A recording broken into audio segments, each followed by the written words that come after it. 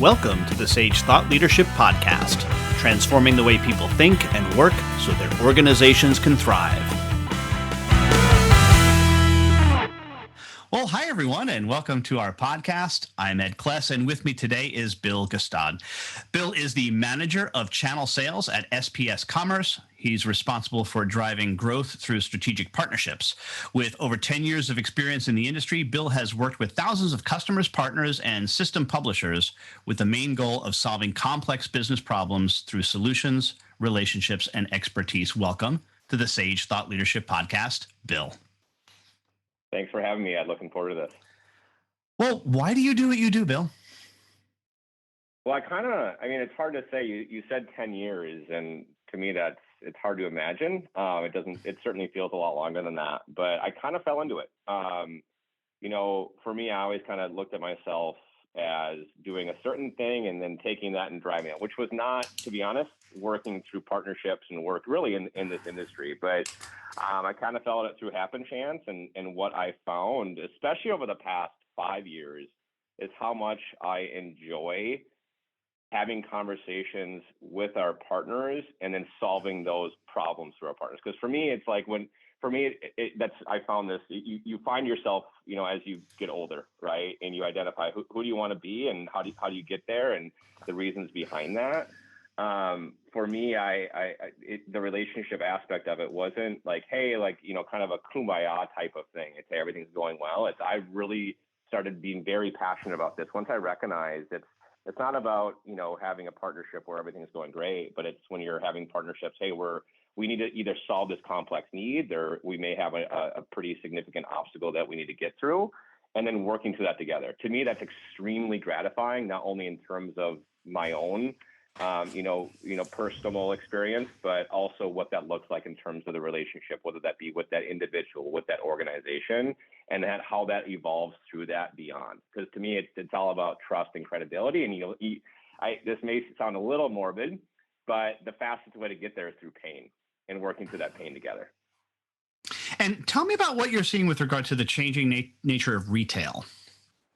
Yeah, I don't know how familiar you are, or the audience is to SPS Commerce. So I came into SPS a couple years ago via acquisition, and I am finding this very quickly, not just in terms of being part of a much larger organization that is SPS, but also what we have all seen in terms of how we buy as consumers over the past now year and a half, a year and a half and change. For us, as we engaged our customers, which are ones that are focused mainly in retail, that has always meant like brick and mortar.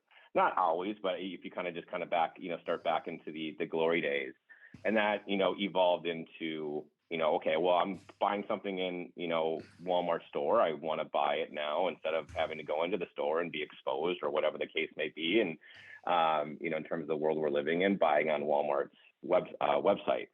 That is something that's been evolving for the past 10 years without question, if not 15. But what we have recognized, especially over the past year, is we as consumers are now wanting to buy things not only through those channels, but others as well, but also how our organization is able to manage that, but continue to be profitable during that, right? In terms of being able to manage that supply chain. So we have seen organizations starting to flip that script in terms of, okay, I'm being heavily focused on retail, but what are other ways I can get my brand out there and engaging the market, whether that be through their own e-commerce sites, marketplaces, kind of like a Facebook marketplace. You can go out there and buy something from another consumer, and then their own websites, right? I think those are all, I would say, natural evolutions of what we're seeing in terms of how we are buying as customers, but also how suppliers or merchants or organizations are engaging the market in a profitable way. And that's just what we're asking of them, right? And then the flip side of that is, how do those merchant suppliers manage that, right? And, either one, piecemeal it together, or two, take a kind of more all-inclusive approach, which we are in a very fortunate position to be able to engage and have those conversations with our customers or potential customers in that manner to identify, hey, listen, instead of like engaging the market, managing all these different technology stacks, there's ways to consolidate that. What does that look like? That may be different by supplier, by merchant, but for us, we've seen that change pretty dramatically, and we have actually shifted our, I would say, mindset to a certain extent of being able to manage that long term on behalf of our customers. So, are you seeing the continued bifurcation of the larger stores, the Targets, the WalMarts, these that are becoming more? Mm-hmm. They're getting more SKUs so that they can take care of more potential customer needs, and at the same time, on the small side, they're narrowing their focus to say we're only doing this thing really well. So, is that what you're seeing? We're seeing that across the board, right? Because we have 35,000 customers globally, and as you can imagine, those are organizations selling things out of their garage, or a tier 1 billion-dollar organization, right? They're engaging the market, whether that be on the sell side or procure side of their business, in much different ways. But I love that you called out, I think these are the conversations we're having daily with especially our supply side of our business. Is, hey, I am now selling on Walmart. We've been selling with Walmart for years.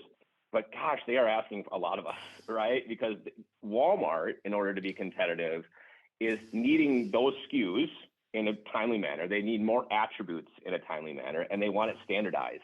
And as you can imagine, for Walmart going to their supplier community, there are thousands upon thousands of suppliers. Those suppliers have technical aptitude, their systems, their processes are all different. So marrying those two together in terms of what we're asking for consumers is a perfect example of the opportunity, but also some of the pain that suppliers are having to go to get their data to retail. So we as consumers are not looking at our phones one night saying, what do you mean it's out of stock? What do you mean it takes longer than a day?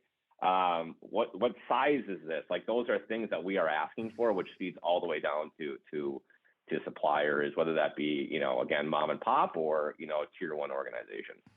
I talked to a guy a little bit over 18 months ago who was the inventor of this thing called Netball, which is effectively Foursquare more formalized. And he told the story of how he got into Walmart, and he said it's real interesting.